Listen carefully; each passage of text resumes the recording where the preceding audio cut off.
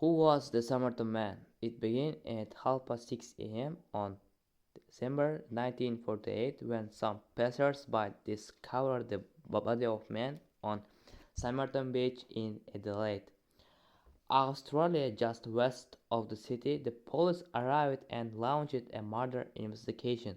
At the hospital, doctors examined the body but couldn't find out for sure how the man had died. His pockets were a bus ticket from the city, a train ticket, a comb, chewing gum, cigarettes, and mats. There was no wallet or identification. Nobody knew who the man was. The police continued their investigation. They couldn't identify the man using fingerprints or dental records. Then, 2 weeks after the discovery of the body, there was a breakthrough. They found the suitcase that the man had left at Adelaide station the day before his death. Inside the case were some clothes, a knife, scissors, and a brush. However, these possessions didn't reveal the man's identity. In fact, somebody had removed the labels from the most of his clothes and another label from the suitcase itself. A new expert joined the investigation. John Clint, a professor at the University of Adelaide, in April, he found a clue that everybody else had missed: a small piece of paper in a secret pocket inside the dead man's trousers. On the paper were two words in Persian: "Tamam shud." The words are from a famous Persian poem, and they mean "it is the end." Somebody had torn the paper from an old copy of a book.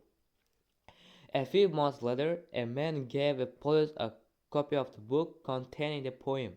He said somebody had dropped it into his open-topped car the day after the man on the Somerton Beach died.